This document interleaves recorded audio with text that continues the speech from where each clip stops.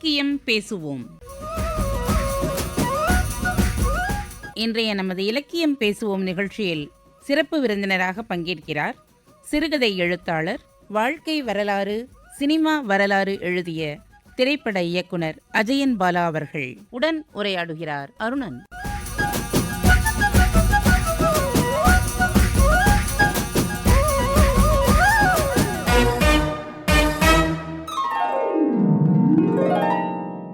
வணக்கம் நேயர்களே, இன்று நம்முடைய இலக்கியம் பேசுவோம் நிகழ்ச்சிக்கு வந்திருக்கிறார் சிறுகதை எழுத்தாளர், பெரும் தலைவர்களின் வாழ்க்கை வரலாற்றை எழுதியவர், சினிமா வரலாறு, உலக சினிமா வரலாறையும் எழுதியிருக்கிறார், தமிழ் சினிமாவுடைய வரலாற்றையும் எழுதியிருக்கிறார், திரைப்பட இயக்குனராக விளங்கி கொண்டிருக்கிறார் எழுத்தாளர் அஜயன் பாலா அவர்கள். வணக்கம் அஜயன் பாலா, எப்படி இருக்கீங்க? வணக்கம் சார். வணக்கம், மகிழ்ச்சி சார். நல்லா இருக்கு, நல்லா, ரொம்ப நல்லா இருக்கு. சென்னைக்கு அருகில் காஞ்சிபுரத்தில் தான் நீங்கள் பிறந்தது வளர்ந்தது எல்லாம் அங்கே தானே? ஆமாம் சார். சின்ன வயசில் எங்கே இருந்தீங்க, எங்கே படிச்சிங்க? நான் பிறந்தது காஞ்சிபுரமாக இருந்தாலும் வளர்ந்தது எல்லாம் வந்து திருக்கழுக்குன்றம், செங்கல்பட்டு மாவட்டம் தான். ஏன்னா எங்கள் அப்பா வந்து மின் வாரியத்தில் வேலை செஞ்சுட்டு இருந்ததால் அவருக்கு அடிக்கடி அந்த வேலை மாற்றுதல் காரணமாக நாங்கள் அந்த கோட்டர்ஸ் வாழ்க்கை தான் எனக்கு பெரும்பாலும். அப்படி நான் பிறந்து காஞ்சிபுரமாக இருந்தாலும் 3ஆம் வகுப்பு 4ஆம் வகுப்புலேருந்து என்னுடைய கல்லூரி காலம் வரை பெரும்பாலும் வந்து இந்த திருக்கழுக்குன்றத்தில் தான் வந்து என்னுடைய பள்ளி படிப்பு. அப்போ செங்கல்பட்டில் கல்லூரி படிப்பு, செங்கல்பட்டு அரசு கலைக்கல்லூரியில் வந்து பிஏ வரலாறு படித்தது. இப்போ முன்றில் மா அரங்கநாதன் அவர் வந்து சென்னையில் இருக்கார். முன்றில் வந்து சென்னையிலேருந்து வரக்கூடிய ஒரு சிற்றிதழ். உங்களுக்கும் அவருக்குமான ஒரு நல்ல ஒரு உறவு இருந்ததாக கேள்விப்படுகிறோம். நீங்களே கூட சில கூட்டங்கள் அதை பற்றி சொல்லியிருக்கீங்க. அதை பற்றி சொல்லுங்களேன். எப்படி செங்கல்பட்டில் இருக்கிற ஒரு இளைஞர் சென்னைக்கு எப்படி நீங்கள் வந்தீங்க, எப்படி அவரோட பழக்கம் ஏற்பட்டது? என் வாழ்க்கையில் ஒரு திருப்பு முனை. படித்து முடித்தோடனே இலக்கியத்தின் மேலே தீராத காதல், நிறைய வாசிக்க ஆரம்பித்தேன். அப்படி இருக்கும்போது நான் செங்கல்பட்டு தான் என்னுடைய ஊர். அப்போ செங்கல்பட்டில் நான் கல்லூரி முடிச்சுட்டு செங்கல்பட்டில் தான் வீடு தங்கியிருந்தோம். அப்போ என் வீட்டுக்கு எதிர்த்து வீட்டில் ஒரு நண்பர் இருந்தார், பொன் வாசுதேவன், நகநாழிகை பொன் வாசுதேவன் இருந்தார். அவர் வந்து ஒரு இலக்கிய பரிச்சயமான 2 பேரும் பரிச்சயமாகி என்ன சொன்னார், அவர் சென்னைக்கு அடிக்கடி வந்து போகக்கூடியது. அவர் தான் ஒரு தகவல், அவர் கவிதைகள்லாம் எழுத ஆரம்பிச்சிட்டாரா? ஆமாம், அவர் சிற்றிதழ்கள்லாம் அவருடைய கவிதைகள். அவர் தான் என்ன சொல்கிறாருன்னா, சென்னையில் முன்றில் ஒரு முகாம் நடத்துகிறாங்க, இலக்கிய முகாம் நடத்துகிறாங்க, அங்கே நம்ம வந்து போகலாம், அங்கே வந்து நிறைய எழுத்தாளர்கள்லாம் வருவாங்க அப்படின்னு.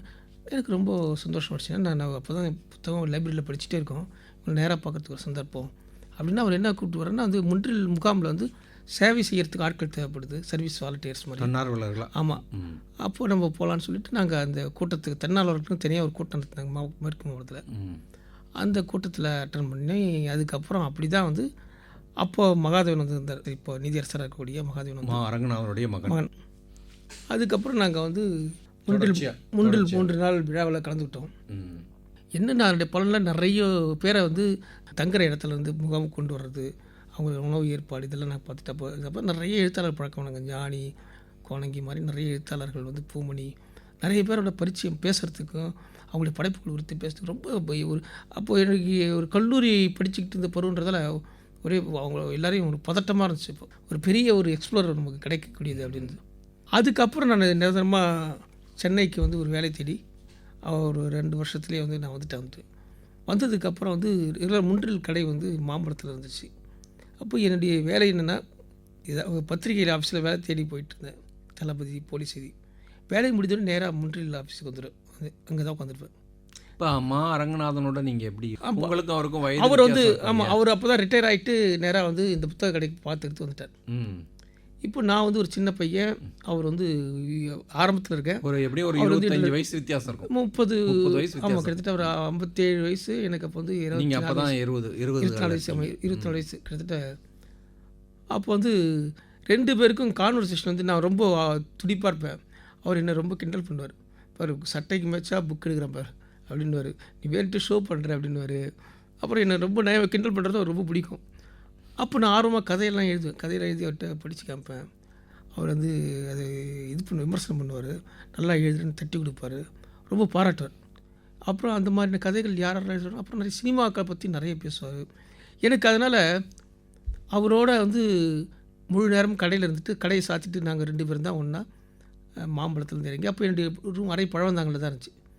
அவரு கூடயே வந்து போய் ஸ்டேஷனில் ஏறி அதுக்கப்புறம் நாங்கள் பழவந்தாங்களில் இறங்கி அதுக்கப்புறம் 2 பேரும் ஒன்றா வந்து திரும்புகிற வரைக்கும் இப்படி கிட்டத்தட்ட ஒரு 2 வருஷம் 3 வருஷம் அவரோட நான் நல்ல ஒரு ஒரு இணக்கமான என்ன ஒரு சொன்னீங்க. உறவு. ஆமாம், அவர் என்னை வந்து நிறைய புத்தகங்கள் பரிந்துரை செய்வார். அவரோட கதைகள் பற்றி நான் விமர்சிப்பேன். நான் பேசுகிறது வந்து ரொம்ப துணிச்சலாக பேசுவேன். கதை சரியில்லைன்னா அந்த கதையை நீங்கள் வந்து இப்படி எழுதிடக்கூடாது அப்படின்லாம் வந்து ரொம்ப டேரிங்காக சொல்லுவேன். அதெல்லாம் அவருக்கு பிடிக்கும் இருக்குது. அப்புறம் நான் வந்து ஒரு சில குறிப்பாக சில பட்டியலாம் வச்சுருப்பேன். நான் எழுதுறது படிக்கிறதுன்ட்டு எல்லாம் பார்த்தா செலக்டாக யாரோ சொன்ன புத்தகம். அப்போ இதெல்லாம் படித்தா பெரிய ஆளான்னு நினைக்கிறேன். நீ வந்து ரொம்ப குறுக்கு வழியில் படிக்கிறதுன்றது நல்ல புத்தகம் மட்டும் தேடி பிடிக்கிறது யாரோ சொன்னால் மட்டும் அது ஒன்றும். நீ உன்னுடைய புத்தகம் தேடல் உனக்குள்ளே தேடல் இருக்கணும். நீ இதில் போய் ஒரு 10 புக்கும் படிச்சுட்டு நீ பெரிய ஆளுன்னு சொல்லி காமிக்கிறதுக்கெல்லாம் படிக்காத.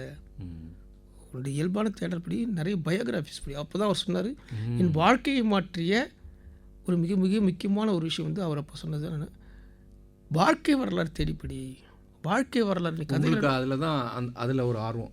ஆமாம், எனக்கு அவர் சொன்னதுலேருந்து நான் அப்புறம் வாழ்க்கை வரலாறு தேடி படிக்க ஆரம்பித்தேன். அப்போ நான் தேடி படிக்க ஆரம்பித்த புத்தகங்கள் தான் பிற்பாடு எனக்கு வந்து ஒரு விகடனில் நாயகன் ஒரு தொடர் எழுத வரும்போது அப்போ எனக்கு வந்து மிகப்பெரிய ஒரு சோர்ஸ் மெட்டீரியலாக இருந்துச்சு. அதில் எனக்கு தோங்கின இன்ட்ரெஸ்ட்டு, நான் எந்த படைப்பாளையும் படிக்கிறது முடியும் அவங்க வாழ்க்கை வரலாறு தான் படிப்பேன். அப்போது அதுலேருந்து ஆரம்பித்தோம். அவங்களுடைய வாழ்க்கை வரலாறு பார்த்திங்கன்னா அவர் படைப்பில் சொல்லாத பல அம்சங்கள், படைப்புக்கு அவங்களுக்கு தொடர்பு, இதெல்லாம் நீங்கள் அனுமதி. ஆங்கிலத்தில் வந்து நிறைய பயோகிராஃபிஸ். ஆமாம், அப்போ நான் வந்து ஆட்டோபயோகிராஃபியும் இருக்கும், பயோகிராஃபியும் இருக்கும். ஆனால் அந்த மாதிரியான ஒரு மரபு தமிழில் இல்லை, நவீன தமிழ் மரபு இல்லை. அங்கே வந்து எல்லா பிரபலங்களுக்கும் ஒரு பயோகிராஃபி இருக்கும். ஒன்று whether it's autobiography or biography இருக்கும். அதை படித்தாலே அவங்கள பற்றி ஒரு முழுமையான ஒரு இது நமக்கு கிடைக்கும். நான் வந்து ஏலூர் லெண்டிங் லைப்ரரின்னு வந்து இதில் போக் ரோட்டில் இருந்துச்சு.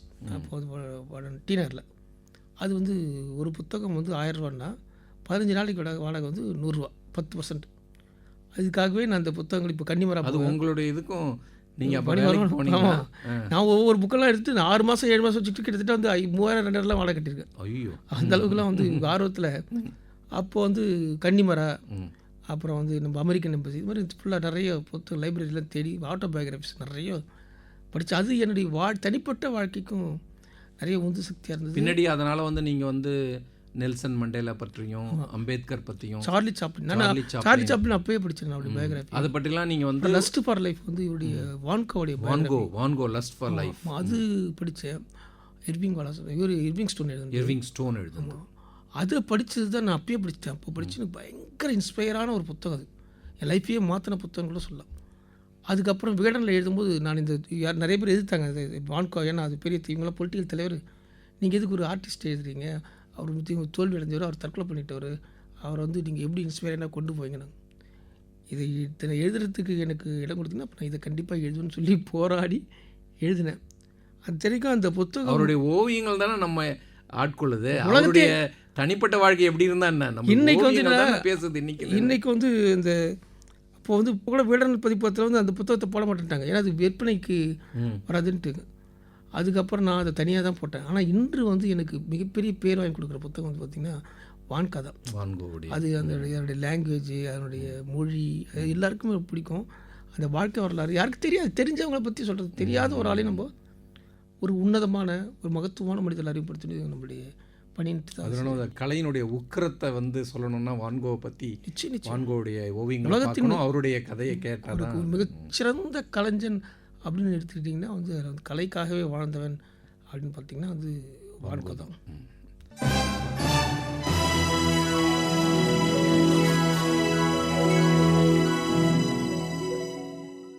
அஜயன் பாலா அவர்களே, உங்களுக்கு பிடித்த தமிழ் எழுத்துக்கள், நீங்கள் வந்து அந்த காலகட்டத்தில் வந்து எல்லாரையும் வாசிச்சிருப்பீங்க, ஆனால் உங்களுக்கு வந்து மனசுக்கு நெருக்கமாக நீங்கள் உணர்ந்த தமிழ் எழுத்தாளர் யாரை சொல்வீங்க? எப்போவுமே எனக்கு வந்து புதுமைப்பித்தன், ஜானகிராமன், மௌனி, கூப்பாரா, இவங்க 4 பேருமே வந்து எப்பவுமே வந்து எனக்கு நெருக்கமான லெஜெண்டரிஸ். இன்னைக்கு வரைக்கும் பார்க்க போனால் இவங்களை கடந்து யாரும் வரல. அஃப்கோர்ஸ் வந்து ஜானகிராமன் நாவல் பிடிக்கும் எனக்கு, அவரோட சிறுகதைகளை விட. ஆனால் வந்து இதில் வந்து பார்த்திங்கன்னா சிறுகதைகளில் இவங்க 3 பேருமே வந்து எனக்கு ரொம்ப யாருமே கூட குறைன்னு சொல்ல முடியாது. அதேமாதிரி கூப்பாராவும் எனக்கு புதுமைப்பித்தனுக்கு அளவுக்கு கூப்பாராவும் பிடிக்கும். 3 பேரும் வெவ்வேறு விதமான தனித்துவமான எழுத்தாளர்கள், என்னை வசீகரித்த எழுத்தாளர்கள். இப்போ முதல்ல நீங்கள் வந்து பத்திரிகைகளுக்கு அனுப்பிச்சிங்களா கதைகளை, இல்லைனா என்ன வடிவம்? முதல்ல வழக்கமாக எல்லோரும் கவிதை தானே ஆரம்பிப்பாங்க, நீங்கள் எடுத்தோடனே கதை எழுதுனீங்களா? சிறுகதை தான் எனக்கு இன்ஸ்பிரேஷன். சிறுகதைகள் வந்து இந்த மாதிரி புதுமைப்பித்தன்லாம் படித்ததுக்கப்புறம் அப்போது வந்து தொடர்ந்து நிறைய எழுத ஆரம்பித்தேன். அப்போ புனை கதைகள் எனக்கு ரொம்ப நவீன சிறுகதைகள் ஒரு வழக்கமான யதார்த்த கதைகளை தாண்டி அப்போ வந்து புனைகதைகள் எழுதுறதுல அப்போது நிறைய ஒரு ட்ரெண்டாக இருந்தது. அப்போ நிறைய எழுதுறது எனக்கு அதில் ரொம்ப ஆர்வம் இருந்துச்சு. அப்படி நான் நிறைய எழுதிக்கிட்டே இருந்தேன், எதுக்கும் அனுப்பலை. அப்போ ஒரு நண்பர் எனக்கு பத்திரிக்கையில் சென்னைக்கு வந்தவர் விக்ரமாதித்யன் வந்து எனக்கு பழக்கமான கவிஞர் விக்ரமாதித்யன். அவர் என்ன செஞ்சார், அருமையான கதை எழுதுறாண்டா தம்பின்னு சொல்லிட்டு என்கிட்ட கொண்டு வந்துட்டு அவர் தான் என்ன செய்வார், ஒவ்வொரு பத்திரிக்கை கொண்டு போவார். அவர் போராட்டத்தெல்லாம் கொடுக்கும். அவர் எங்கெல்லாம் போகிறாரோ பையிலேருந்து இந்த தம்பி அப்படி நிறைய பத்திரிக்கை. இப்போ சோமங்களாம் ரொம்ப நாள் இருந்துச்சு, ஒவ்வொரு கையிலையும் போட திருப்பி கொடுத்துருவாங்க. நான் இவரை தொந்தரவு பண்ணிட்டு இருப்பேன், என்னாச்சுன்னா அவர் திரும்ப வாங்குவார். அப்படி பல இடங்களில் கடைசியாக வந்து சி மோகன் வயல்னு ஒரு பதிப்பகம் வச்சுருந்தார், இந்த மயிலாப்பூரில் தான் கச்சேரி சந்தில். அதில் கொண்டு போய் கொடுத்தாரு. சரி, ஒரு பிரமாதமான ஒரு இலக்கிய பத்திரிகை வரப்போகுதுன்னு சொல்லிட்டு நானும் டெய்லி அங்கே வயலுக்கு போகிறேன். அவங்க ஒரு நாள் கடுப்பாகி என்ன பண்ணி டெய்லி வந்துட்டு கேட்டுட்ருக்கேன், புக்கு எப்போ வருது, சிறு பத்திரிக்கைலாம் எப்போ வருதுன்னு எனக்கு தெரியாது அப்படின்னாங்க. அதுக்கப்புறம் அங்கேருந்து வாங்கிட்டு போய் அவர் விருட்சத்தில் கொண்டு போய் கொடுத்தாரு. விருட்சத்தில் கோணங்கியும் எஸ் ராமகிருஷ்ணனும் அப்போ ஒரு தடவை போகும்போது அங்கே நிறைய பேர் கதைகள் இது மாதிரி எல்லா கதையெல்லாம் படித்து போகும்போது அப்போ என் கதைகளை பார்த்துருங்க, இது அஜயன்பலா கதை இருக்குது, இது போடு, நான் நல்லா எழுதக்கூடியவன் அப்படின்ற மாதிரி அவங்க சொல்லி அதுக்கப்புறம் தான் இந்த கதை பிரசுரம் வச்சு. விருட்சத்தில் வந்து முதல் கதை இருந்தது 95, 96 பிரசுரம் வச்சு. அவங்க ஏதோ 3 கதைகளை சேர்த்து முதல்ல ஒரு தொகுதி கொண்டாந்தீங்க. அது என்ன ஒரு மூன்றாவது காதல் கதைன்னு. அப்போ வந்து என்னென்னா, அப்போ பதிப்பகங்கள் வந்து அப்போது நிறைய பெரிய பெரிய பதிப்பகங்களில் உருவாகிற டைம். அப்போது சிறு பத்திரிகை வந்து அப்படியே இடைநிலை பத்திரிகையாகி கொஞ்சம் கொஞ்சம் மாற ஆரம்பிச்சு. அப்போ வந்து எந்த பத்திரிகை, இந்த வணிக எழுத்தாளர் சிறு பத்திரிகை எழுத்தாளர் அப்படின்னு வித்தியாசம் இல்லாமல் எல்லாருக்கும் அந்த சிறு பத்திரிகைனாலே நல்ல எழுத்தாளர் அவங்க ஒரு நவீன ஓவியம் இருக்கும், ஒரு தடித்த ஒரு பைண்டிங் இருக்கும், அந்த அச்செல்லாம் வித்தியாசமாக இருக்கும். அது பார்த்தாலே தெரியும் நல்ல புத்தகம்ட்டு. இப்போ அதே மாதிரி வடிவத்திலே இப்போது வணிக எழுத்தாளர்களுக்கும் அதே மாதிரி கொண்டு வர ஆரம்பிச்சிட்டாங்க, பெரிய பத்திரிகை பத்திரிகை. அப்போது புத்தக வடிவமோ இல்லை அதுக்கு பெரிய வெளியீட்டுலாம் வச்சாங்க. அப்போ வாங்குறவங்களுக்கு யாருன்னு தெரியாது, அந்த புத்தகத்தை பற்றி மதிப்பு தெரியாது. பெரிய பெரிய அரங்கங்கள் நடக்குது, நிறைய கூட்டங்கள்லாம் வர ஆரம்பிச்சு. அப்போது இதுதான் தொடர்ந்து அப்போது புத்தகத்துக்கு முக்கியத்துவம் இல்லாதவன் அது ஒரு வணிக பொருளாக இருக்குது அப்படின்னு அப்போ வந்து அதை கவுண்டர் பண்ணுற விதமாக ஏதாவது ஒரு நிகழ்ச்சி நடத்தலாம் அப்படின்னு நம்ம சிறு பத்திரிகை ஆட்கள் எதாவது பண்ணலாம் அப்படின்னா அப்போ வந்து வித்தியாசம்னா அப்போ வந்து 3 கதை, வெறும் தடி புத்தகங்கள் இல்லை, வெறும் 3 கதை. எனக்கு இந்த ரஷ்ய புத்தகங்களில் 3 கதைகள், அதே மாதிரி 3 கதைகள் அப்படின்றது என்னுடைய 3வது அரைநம்பர் காதல் கதைன்னு ஒரு அப்போ எழுதின 3 கதையை வந்து வச்சுட்டு அதை ஒரு புத்தகம் போட்டு குழுக்கைன்னு ஒரு பதிவு செல்லையான்னு ஒரு நண்பர் அவர் போட்டார். உடனே அதை வச்சு இந்த விழாவுக்காக தான் அதான் பறக்கும் ரயிலில். ஏன்னா இயற்கை மனித வாழ்க்கை மாறிக்கிட்டே இருக்குது, காலந்தோறும் கலாச்சாரம் மாறிட்டு இருக்குது. அதனுடைய பிரதிநிதித்துவமாக வந்து அப்போ 2000 தான் வந்து நம்ம பறக்கும் ரயில் வந்து நம்ம விட்டாங்க.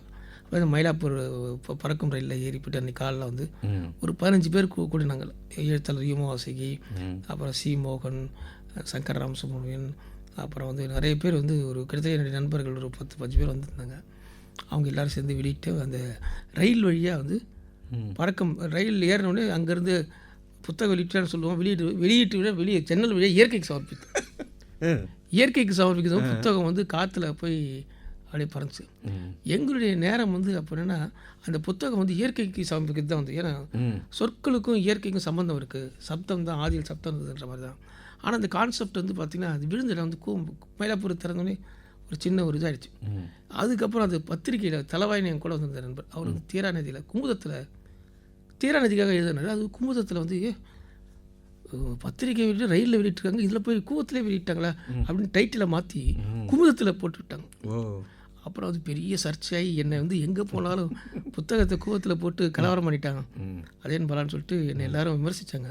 பட் நாங்கள் ஒன்று பிள்ளைக்கு சொல்லுவாங்கள்ல, அந்த மாதிரி கொழுக்கட்டை போய் பிடிக்க போய் பிள்ளையார் ஆயிடுச்சு அப்படின்ற மாதிரி சொல்லுவாங்கள்ல, அந்த மாதிரி எங்களுக்கு வந்து நாங்கள் ஒன்று நினச்சோம் இயற்கைக்கு சௌகரியம் ரொம்ப தத்துவார்த்த ரீதியாக பண்ண போய் அதுக்கப்புறம் அது வகையில் ஒரு வகையில் பாப்புலராகி அந்த இன்சிடெண்ட் வந்து எனக்கு பெரிய ஒரு உங்களுக்கு வந்து ஒரு எழுத்தாளர். ஆமாம், அதுக்கப்புறம் அந்த ஒரு பரவலான ஒரு கவனம் அதில் வந்து யவனிகா ஸ்ரீராம் இன்னைக்கு இருக்கக்கூடிய மிக முக்கிய எல்லாருமே அப்புறம் தான் அதில் கலந்துக்கிட்டவங்க எல்லாருமே இன்றைக்கு இருக்கக்கூடிய ஒரு முக்கியமான எழுத்தாளர்களாக இருக்காங்க. நீங்கள் பொதுவாக எந்த மாதிரியான ஒரு விஷயங்களை கதைக்கலனாக தேர்ந்தெடுத்து ஒரு மனிதர்கள் அடிப்படையாக கொண்டு பாத்திரங்கள் அடிப்படையாக கொண்டு கதைகளை எழுத ஆரம்பிக்கிறீங்களா, இல்லைனா வந்து ஏதாவது சம்பவங்கள் உங்களை ஆரம்பத்தில் எப்படி எழுத ஆரம்பிச்சு? அதான் எனக்கு கதைகள்ன்றது வந்து பார்த்திங்கன்னா எல்லாருமே வாழ்க்கையை தான் எழுதுகிறாங்க. வாழ்க்கைங்கிறது எல்லாருக்கும் ஒரே மாதிரி தான். ஒன்று எல்லாருக்கும் அப்பா அம்மா இருக்காங்க, தங்கச்சி இருக்காங்க, ஒரு வீடு இருக்கிறான், சாப்பிட்றான், பிறக்கிறான், சாப்பிட்றான்.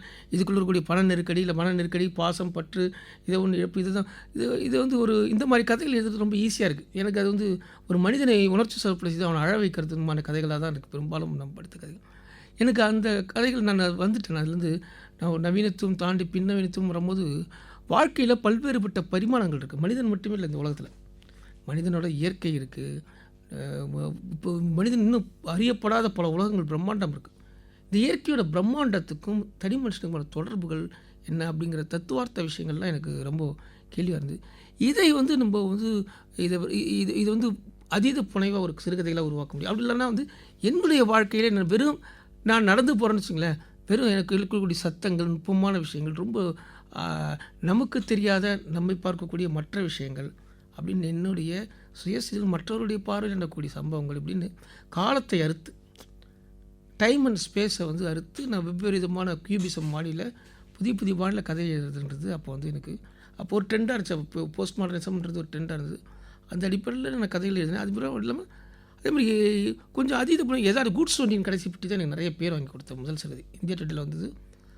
அந்த படம் வந்து அந்த கதை வந்து இயற்கை சார்ந்த, இயற்கையின் உபாசகராக, இயற்கையோட நம்ம பார்க்க முடியாத, நம்ம கவனிக்க தவறி இந்த உலகத்தில் நம்ம வெறும் ஏதோ ஒன்று நினச்சிட்டு ஏதோ ஒன்று வாழ்ந்துட்டு போகிறோம். ஆனால் நம்ம கவனிக்க தவறி இயற்கையோட பிரம்மாண்டம் வந்து அவருடைய அழகு இருக்குது. அதை ரசிக்கக்கூடிய, அதை வியந்து போற்றக்கூடிய கதையாக வந்து அந்த கூட்ஸ் வண்டியின் கடைசி பெட்டி வந்து அதோடு சேர்ந்து நம்மளுடைய வாழ்க்கை இருக்கும். இயற்கையில் மாற்றங்கள் நடக்குது, ஆனால் மனிதன் இல்லாமல் இல்லை, மனிதன் இல்லாமல் கதையை எழுத முடியாது. மனிதனோடு சேர்ந்து அவன் வாழ்க்கையில் அவனுடைய உலகத்தில் என்ன பிரச்சனை, எவ்வளோ கோடிக்கணக்கான நுண்ணுயிர்கள் இருக்குது, கோடிக்கணக்கான மனிதர்கள் இல்லை அவனுக்கு. அதெல்லாம் காக்கை குருவிங்கள் ஜாதின்னு பாரதியார் பண்ணதில்லை. மனுஷன் மட்டும் நினச்சிருந்தா அவன் படைப்பில் இருக்க முடியும். உலகத்தினுடைய சகல எல்லாத்தையும் சேர்ந்து அவன் அந்த இயற்கையுடைய ஒரு இலை, ஒரு கீழே பழுத்த இலை கீழே விழுந்த மரத்தில் ஒரு அழகாக இருக்குல்ல, அது நமக்கு நிறைய தத்துவம், நிறைய விஷயங்கள் சொல்லுது. தனியாக இருக்கிற மனித மையப்படுத்தி மட்டும் பார்க்கக்கூடாது. அது நமக்கு எல்லாமே மனித கண்ணோட தானே எல்லா விஷயத்தையும் பார்க்குறாங்க. அப்படி பார்க்காதீங்க, முழு உலகத்தையும் பாருங்க. நட்சத்திரங்கள், நிலவு, இயற்கை வந்து நமக்கு ஏதோ ஒரு கதை சொல்லிக்கிட்டே இருக்கு. மனுஷன் ஒரு 60 வருஷம் 70 வருஷம் 80 வருஷம் போகிறான், ஆனால் அது காலங்காலமாக இருந்துகிட்டே இருக்குது. ஷெல்லி, கீட்ஸ் மாதிரி அந்த இயற்கை கவிஞர்கள் அவங்க ஒரு மாதிரி இயற்கையை பார்த்தாங்க இல்லையா?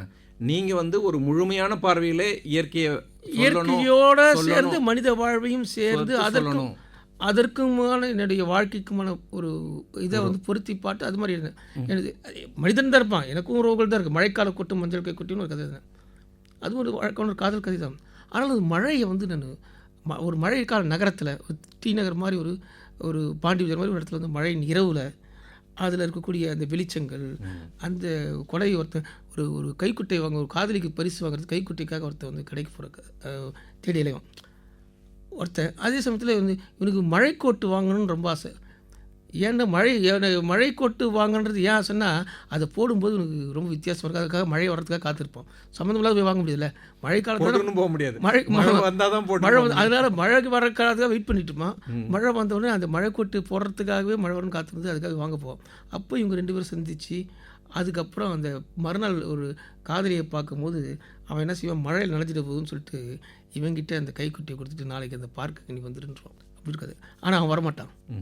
இவன் அந்த காதலி பார்க்கும்போது இவங்ககிட்ட அவன் பரிசு இவங்ககிட்ட இருக்கும், ஆனால் அவன் அந்த காதலன் வரமாட்டான். அவனுக்கு எதுவும் ஒரு வேலை வரல. இவன் போய் இது காதலி இவனுக்கு பயமாக இருக்கும். அவனுக்கு அங்கே காதலி அவனுடைய காதலி காத்திருப்பா அது பார்க்கில்.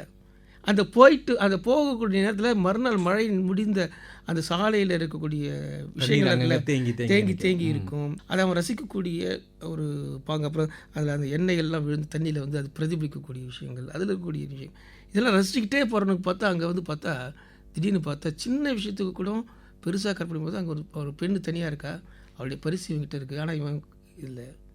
கடைசியில் போய் பார்த்தா அந்த பொண்ணு வந்து திடீர்னு வந்து வந்துட்டிங்களா இவனை ரொம்ப உரிமை கொண்டாடி இவன் கையில் வந்து பரிசை கொடுக்கறதுக்கு முன்னாடி அவன் வாங்கிடுவான்.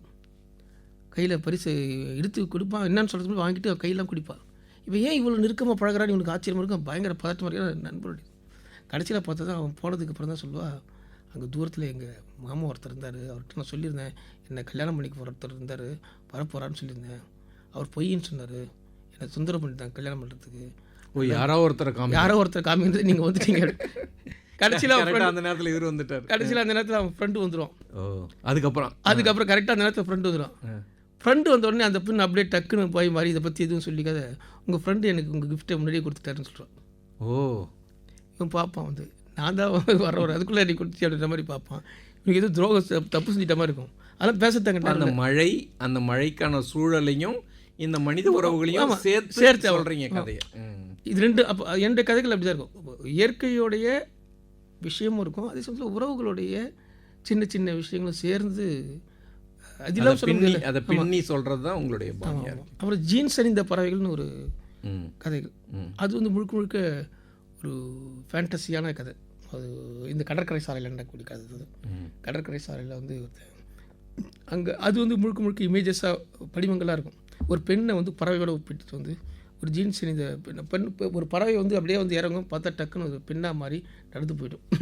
அதே மாதிரி ஒரு இமேஜஸாக கலந்து எழுதியிருப்போம். அந்த கதைக்கும் நல்ல வரவேற்பு நமக்கு.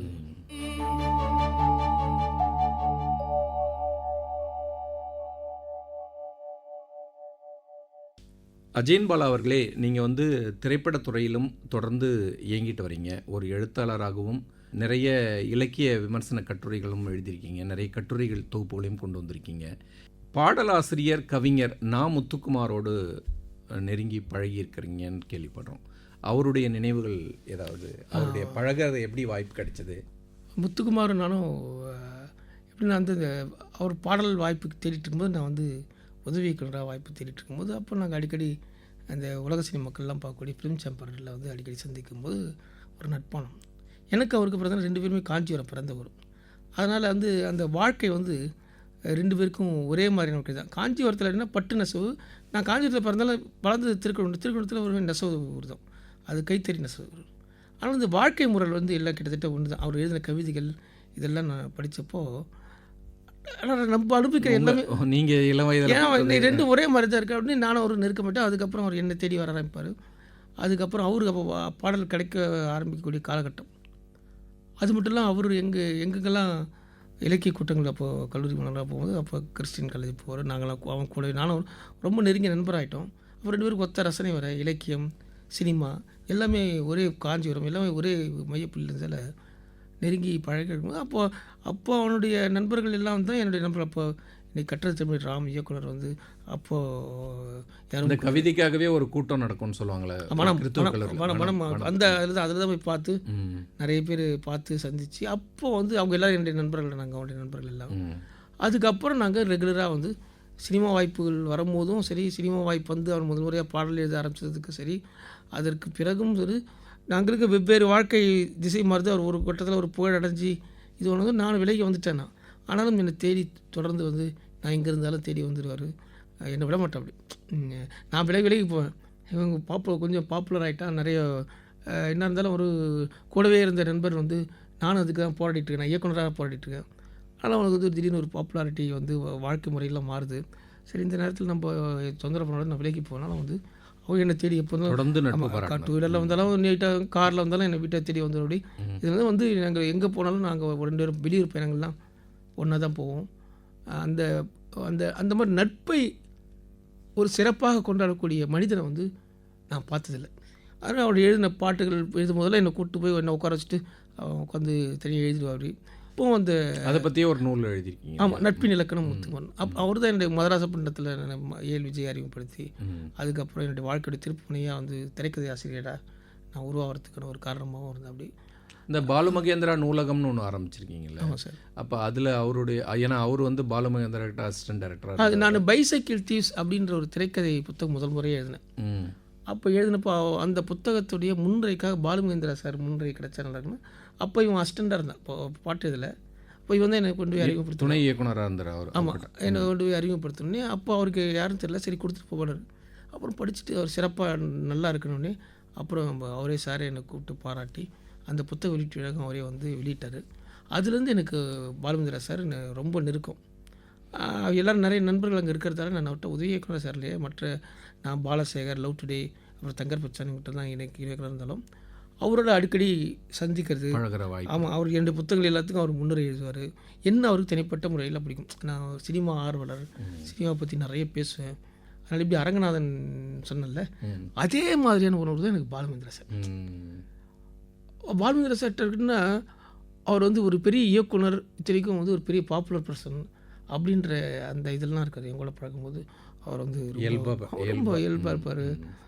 அப்புறம் எதுவாக இருந்தாலும் அவருக்கு என்னுடைய எழுத்து முறை பிடிக்கும். சினிமா அந்த திரைக்கதை அமைப்பு அதெல்லாம் பிடிக்கும். அதனால் அவருடைய புத்தகங்கள்லாம் நான் எழுதணும், அவருடைய படங்கள்லாம் நான் திரைக்கதையாக எழுதி மாற்றி தரணும் அப்படின்னு ரொம்ப விருப்பப்படுவார். யாராவது கேட்டாங்கன்னா நீ அதே போல் போய் பாருங்கள், அவர் ஒத்துக்கிட்டாருன்னா நீங்கள் எழுதி கொடுத்தாருன்னா அந்த அழியாத குளங்களோ எதுவாக இருந்தாலும் புத்தகம் கொண்டு வாங்கினார். எனக்கு வந்து அவர் சொல்கிற நேரத்தில் பார்த்தீங்கன்னா அதுக்கப்புறம் எனக்கு தொடர்ந்து நீங்கள் மதராசப்பட்டினம் தேதி திரைக்கதை வெளி அப்போ தான் அந்த வாழ்க்கையை மாற ஆரம்பிச்சிச்சு. அந்த வேலையில் இருந்தாலும் என்னால் அது முழுசாக செய்ய முடியல. என்னை கூப்பிட்டு ஒரு தடவை 1000 ரூபா கூட அட்வான்ஸாக கொடுத்தாரு. பணம் தானே ஒரு பிரச்சனை கூட எனக்கு பரவாயில்ல வாங்கிட்டனால வந்து என்னால் செய்ய முடியாது. குற்ற உணர்ச்சி எனக்கு வந்து அவர் இறந்தப்புறம் ரொம்ப இருந்துச்சு. என்னடா வந்து நம்ம மானசீகமாக நேசிக்கக்கூடிய மற்ற எல்லாரையும் விட கற்றுத்தரக்கூடிய ஆசனம் ஒரு அதுதான் அந்த பக்குவம் தான் என்னை வந்து அவர்கிட்ட எப்பவுமே வெறும் ஆசானம் மட்டும் இல்லாமல் அவர் வந்து சினிமாவை பற்றி கஷ்டப்படுறாரு. நாளைக்கு வரக்கூடிய ஒவ்வொரு இயக்குனரும் எப்படி இருக்குன்னு நினைப்பார். அதை ஒரு கலாச்சாரமாக மாற்றணும்னு நினைப்பார். அவங்க எல்லாருமே அதுக்காக நிறைய கனவு கண்டார். எல்லோரும் நிறைய படிக்கணும், அதுக்கு ஒரு இடம் வேணும், படம் பார்க்கணும், அதுக்கு ஒரு இடம் வேணும் அப்படின்லாம் என்கிட்ட ரொம்ப அப்படியே பகிர்ந்துக்கார். சரி நம்ம தான் அவருடைய கனவை நம்ம நிறைவேற்றுவோம் அப்படின்ற எண்ணத்தில் தான் நான் வந்து அவர் இறந்த 2 வருஷத்துக்கு அப்புறம் நானாக என்னுடைய சொந்த முயற்சியில் தான் நான் வந்து ஒரு நூலகம் ஒன்று ஆரம்பித்து அதுக்கு வந்து அவர் பேர் பாலுமேந்திரா. சினிமா சம்பந்தமான புத்தகங்கள், சினிமா இலக்கியம் சார்ந்த புத்தகங்கள். ஏன்னா படிக்கணும்னு நினைக்கக்கூடிய வந்து நிறைய உதவிகளுக்கு சரியான இடம் கிடைக்கல அப்படின்றதால அது இலவசமாக அது கொண்டு வரணும்னு சொல்லிட்டு ஆரம்பித்தோம். அதுக்கப்புறம் தான் எல்லாருமே கவனிக்க ஆரம்பித்தோம். அதுக்கப்புறம் வெற்றிமாறன் எல்லோரும் வந்து ஒத்துழைப்பு கொண்டு வந்தாங்க. அப்புறம் இது கேள்விப்பட்டு பாலுமேந்திரா அவருடைய மனைவி அவங்க பையன்லாம் தேடி வந்து அவர் வச்சுருந்த கேசட்லாம் என்கிட்ட கொடுத்து நீங்கள் சிறப்பாக நடத்துங்கன்னாங்க. ஏன்னா முதல்ல அவங்க கிட்ட இருந்தாங்கன்னா அவங்க என்ன தெரிஞ்சிருந்ததுன்னா வந்து அவங்க நிறைய புத்தகங்கள் வந்து கொடுத்துருப்பாங்க. ஆனால் அப்போ வந்து நான் இப்படி பண்ணணுன்னு அவங்க எனக்கு அப்போ என்ன இல்லை 2 வருஷத்துக்கு அப்புறம் தான் என்ன வந்துச்சு. அதுக்கப்புறம் வெற்றிமாறனே தனியாக வந்து ஒரு பெரிய அலுவலகத்தை அவர் கொடுத்து நான் இப்போ சின்ன அலுவலகம் தான் வச்சுருந்தேன், இந்த இடத்துல வந்து நீங்கள் பயன்படுத்திங்க, நூலகத்தை சிறப்பாக நடத்துங்கன்னு அவர் கொடுத்து இப்போ அவருடைய அலுவலகத்தில் தான் நான் வந்து இந்த பாலுமகேந்திரா நூலகம் வெற்றிமாறன் வெற்றிமாறனுடைய அவருடைய அலுவலகத்தில் அவர் வந்து வெறும் அலுவலகம் மட்டும் இல்லாமல் அதுக்கு பொருள் செய்து தியேட்டர் முதற்கொண்டு நிறைய படங்கள் பார்க்குறதுக்கும் எல்லாம் நல்ல வசதிகள் செய்து கொடுத்து இதை வந்து நீங்கள் நான் தலையிட மாட்டேன், நீங்கள் தான் பார்த்துக்கணும் அப்படின்னு எல்லாம் செஞ்சு எனக்கு ஒரு நேசிக்கக்கூடிய ஒருத்தராக இளமையிலிருந்தே உங்களுக்கு வந்து இந்த சினிமா என்ற அந்த ஊடகம் வந்து உங்களை எப்பொழுதுமே ஈர்த்து கொண்டே இருக்கிறது. வழக்கமாக எல்லாரும் நீங்கள் வந்து சினிமாவில் வந்து துணை இயக்குனராக, இணை இயக்குனராக, இப்போ இயக்குனராக இருக்கீங்க. தொடர்ந்து அந்த மாதிரியான ஒரு பாதையை தான் தேர்ந்தெடுப்பாங்க. சினிமாவுடைய வரலாறு எழுதுறதுன்றது வந்து வழக்கமாக கல்வித்துறையில் இருக்கவங்க, கல்வி புலத்தில் இருக்கவங்க தான் வழக்கமாக மற்ற மொழிகளில் பண்ணுறாங்க. உங்களுக்கு வந்து உலக சினிமா வரலாறை எழுதணும், தமிழ் சினிமாவுடைய வரலாறை எழுதணும் அப்படின்ற ஒரு ஆர்வம் எப்படி வந்துச்சு? இப்போ உலக சினிமாவுக்கு நிறைய உங்களுக்கு தரவுகள் கிடைச்சிக்கும். தமிழ் சினிமாவுடைய அந்த மௌன பட காலகட்டத்தில் அதுக்கான தரவுகள்லாம் எங்கேருந்து தேடி? உலக சினிமா வரலாறு எழுதுனது தான் தமிழ் சினிமா வரலாறு வந்து. ஏன்னா உலக சினிமா பற்றி முதல்ல அதுதான் எழுதினீங்க. ஃபஸ்ட்டு உலக சினிமா வரலாறு 2000 எழுத ஆரம்பிச்சேன். அப்போ எனக்கு தரவுகள் இப்போ இன்னைக்கு இணைய இருக்க மாதிரி கிடையாது. அப்போ நான் கடுமையாக நீங்கள் வந்து நூலகங்களை தான் தேடி. ஆமாம், இப்போ கடுமையான ஒரு அலைச்சல் தான் அப்போ ஏதோ ஒரு இப்போ பைசைக்கிள் தீஸ் புத்தகம் வெளியிட்டோடனே தினமணியில் வந்து என்னுடைய நண்பர் தமிழ் மகன் இப்போ எழுத்தாளர் இருக்கார், அவர் வந்து அவர் காயத்ரின்னு 2 பேர் வேலை செஞ்சாங்க. அவங்க வந்து நீங்கள் தொடர எழுதுங்க அப்படின்னாங்க. அதுக்கு என்ன எழுதலான்னு பார்க்கும்போது அப்போ எனக்கு வந்து இந்த சினிமாவுடைய வரலாறு அப்போது எழுதலாம் அப்படின்னு ஒரு புத்தகம் கிடச்சிது. அதை வச்சு நம்ம எழுதலான்னு தோணுச்சு. அப்போ நான் எழுதுனது ஆரம்பத்தில் அந்த ரிசர்ச் அப்போ எனக்கு டைம் இருந்தது 90 அப்போ அது உதவி நிறையா வேலை இல்லை தேடிட்டு இருந்த சமயம். அப்போ நிறைய தேடி போய் அப்போ நிறைய நூலகங்களை போய் பார்த்து படித்து அதுக்கப்புறம் அது பெரிய முயற்சியில் வந்து அந்த ஒரு மோன சினிமாவுடைய வரலாறு வந்து அதுக்கப்புறம் என்ன அது தொடர்ந்து அதில் விரிவாக்கம் பண்ணி ஒரு 2006 தான் அந்த புத்தகம் அந்த பக்கம் வந்தது. அதற்கு வந்து எனக்கு வந்து ஒரு சிறந்த புத்தகத்துக்குன்னா மாநில அரசுக்கான விருதும் கிடச்சி. அது நான் 3 பகுதிகளாக வெளியிட்டிருக்கீங்களா? ஆமாம். அதுக்கப்புறம் மௌன யுகம் வந்து அது 1927 72 வரைக்கும் காட்ஃபாதர் வரைக்கும் 2வது பகுதியாக பேசும் படமாக ஆனதுலேருந்து 75 வரைக்கும் 72 வரைக்கும் காட்ஃபாதர் வரைக்கும் தொழில்நுட்பங்கள் சயின்டிஃபிக் படங்கள் வர ஆரம்பிச்சிருக்கும், சயின்டிஃபிக் கேங்ஸ்டர் படங்கள் வர ஆரம்பிச்சிருக்கும், கலாச்சார மாறுதல் வருது. அப்போ வந்து அப்போ 72 அப்புறம் 97 வரைக்கும் அப்போ நவீன யுகம்ன்ற பேரில் 3வது பாகமும் வெளியிட்டேன். இது 3 வந்து இப்போ வெவ்வேறு இப்போ இணையம்லாம் வந்துருச்சு, நிறைய தேடுறதுக்கு வெளியே அலைச்சல் இல்லை. அதனால் தேடி தான் நான் நிறைய எடுத்தேன். அதனால் அது ஒரு பெரிய பணி தான். இதில் போய் எனக்கு காட்சி மொழி ஏன் இந்த வரலாறை ஏன் எழுதணும் அப்படிங்கிற எண்ணம்னா, இப்போ சினிமாவோ இல்லை எதுவும் பொதுவாக வந்து ஒரு உண்மையை நம்ம சொல்லிக் கொடுக்குறதுல ஒரு வரலாறை படிக்கும்போது அதன் வழியாக ஒரு உண்மை எல்லாருக்கும் தெரியும். அப்போ நான் சொன்னேன், இப்போ அரங்கநாதன் சொன்னார் இல்லை, வரலாறு படிக்கும்போது அவங்க எதுவும் சொல்லாத பல விஷயங்கள் நம்மளுடைய பார்வையில் அது வந்து நமக்கு ஒரு விஷயத்தை சொல்லித்தருது. அப்போது ஒரு தொழில்நுட்ப வரலாறு அப்படி தான். தொழில்நுட்ப வரலாறு நம்ம படிச்சுட்டே இருக்கும்போது ஒருத்தர் வந்து அந்த தொழில்நுட்பத்தில் ஒருத்தனால மாஸ்டர் ஆகிறதுக்கான எல்லா இதுவும் அதில் இருக்கும். அப்புறம் கலையோடைய வரலாறுன்னு சொல்லும்போது அந்த கலையோட நுவான்சஸை வந்து கடந்த காலத்தை தெரிஞ்சிக்காமல் ஒருத்தர் வந்து இந்த காலத்தில் ஒரு படம் எடுக்கலாம், இன்றைய விஷயத்தை வச்சு ஒரு படம் எடுக்கலாம், 2 படம் எடுக்கலாம். ஆனால் இதனுடைய வரலாறுலாம் தெரியாமல் திறந்து விடுக்க முடியாது. அப்போ வந்து மாஸ்டர்ஸை எப்படி பார்க்கணும், அவங்களுடைய முக்கியத்துவம் என்ன, அவங்க என்னென்ன டெக்னாலஜி எப்படி அடாப்ட் பண்ணியிருக்காங்க அப்படின்ற விஷயத்தை தெரியும் போது தான். இப்போ அதுக்காக தான் அந்த தொகுப்பு அதை எழுதினேன். அப்படி எழுதிட்டு இருக்கும்போது எனக்கு தமிழ் சினிமாவை பற்றி திடீர்னு யாராவது கேட்கும்போது நம்ம பார்த்தா தமிழ் சினிமா நூற்றாண்டு வந்துச்சு. 2014 வந்து ஒரு கீச நடராஜா முதலியாரை வச்சு அவருடைய நூற்றாண்டு வச்சு 2017 15 வந்து ஒரு நூற்றாண்டு தாமு இயக்க சபையை கொண்டாடணும். அப்போ என்ன பண்ணலாம், ஆளாளுக்கு சிறந்த பண்ணலாம். அதே நீங்கள் உலக சினிமா வரலாறுலாம் எழுதிருக்கீங்களே, நீங்கள் வந்து ஒரு தமிழ் சினிமாவுக்கு ஏன் வரலாறு எழுதுன்னு அப்போ கேள்வி கேட்டாங்க. ஆனால் நம்ம வந்து இப்படி நம்மளே இது எழுதலைன்னா நம்ம வேறு யார் எழுதுவாங்கன்னு சொல்லி அப்போது நான் களப்படியாக இருந்தேன். பார்த்தா புத்தகங்களே இல்லை, சில புத்தகங்கள் தான். மௌன சினிமா புகழ் பற்றி தியோடர் பாஸ்கரன் அப்புறம் எம்எஸ் சில பேர் தான் எழுதியிருக்காங்களே தவிர ஒரு முழுமையான ஆய்வுக்கான புத்தகங்களே இல்லாதது அப்போ தெரிய வந்தது. அப்போ இந்த பணியை நம்ம சிறப்பாக செய்யணும், அகாடமிக்கலாக செய்யணும். இப்போ அரந்தன் புத்தகம் இருக்குது, தமிழ் சினிமான் கதை எழுதியிருக்காரு. அது அகாடமிக்கலாக இருக்காது, ஒரு கதை சொல்கிற மாதிரி தான் இருக்கும். பட் படிக்கிறவங்களுக்கு அதனுடைய முறையான மெத்தடிக்கல் ஹிஸ்ட்ரி, தொழில்நுட்ப ரீதியாக அது எப்படி வளர்ந்து வருஷம் அதனுடைய வளர்ச்சி என்ன அப்படிங்கிறத வந்து படிக்கிறவங்க உணர்ந்துக்கணும். அப்படின்றதால கடுமையாக ரிசர்ச்சில் இறங்கி எடுத்துகிட்டு வந்து 600 பக்கத்துக்கு மௌன சினிமா மட்டும் வந்து 1917 47 வரைக்கும் தமிழ் சினிமா வரலாறு பெரிய புத்தகம் வந்து எழுதி அதை 2020 வெளியிட்டோம். அது எனக்கு மிகப்பெரிய ஒரு பெயரை வாங்கி கொடுத்து. நடிகர் சிவகுமார் அவர்கள் தான் வெளியிட்டார். பாரதிராஜாவோ சிவகுமார் அவர்கள், பாக்கியராஜ் அவர்கள்லாம் வந்து, ராஜேஷ் அவர்கள்லாம் வந்து அந்த புத்தகத்தை என்னை ரொம்ப பெரிய அளவில் போனது. தமிழ் சினிமாவில் இது மாதிரி ஒரு புத்தகம் இல்லை அப்படின்னு. இப்போ பேலபலாசனுடைய சினிமா கோட்பாடு வந்து தமிழில் எல்லாரும் சிவகுமார் அதுதான் முதல். அந்த மாதிரி ஒரு ஏதோ ஒரு விஷயத்தை வந்து அது கோட்பாட்டை பற்றி பேசுது.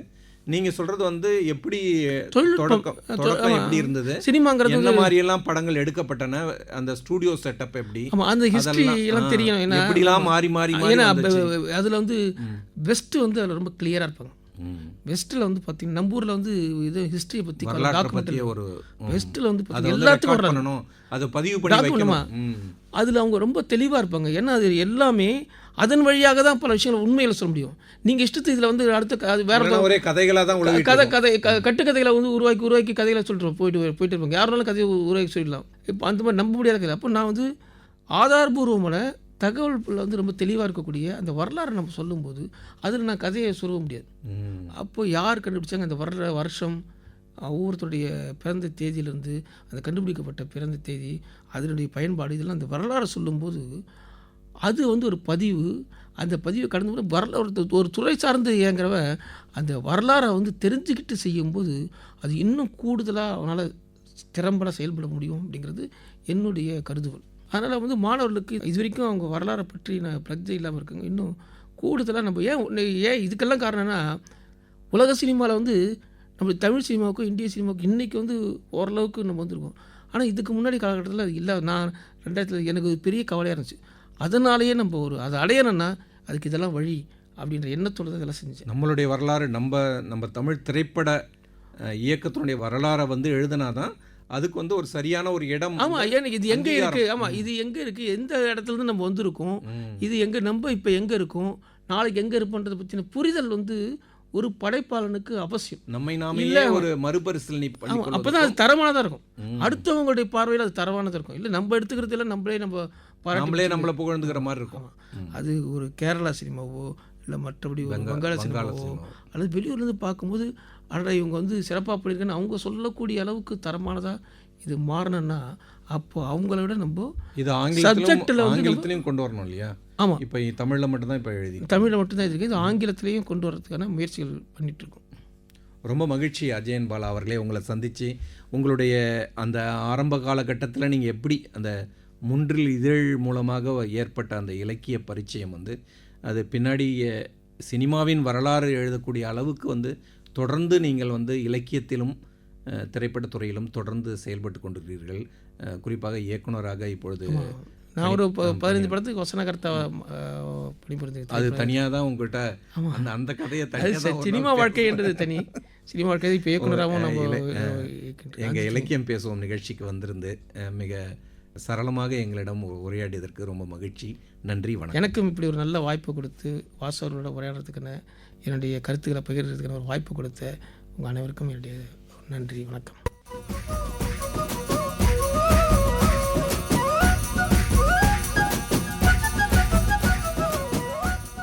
இலக்கியம் பேசுவோம் கேட்டீர்கள். இன்றைய நிகழ்ச்சியின் சிறப்பு விருந்தினராக நம்மோடு பங்கேற்றார் சிறுகதை எழுத்தாளர், வாழ்க்கை வரலாறு, சினிமா வரலாறு எழுதிய திரைப்பட இயக்குனர் அஜயன் பாலா அவர்கள். உடன் உரையாடினார் அருணன்.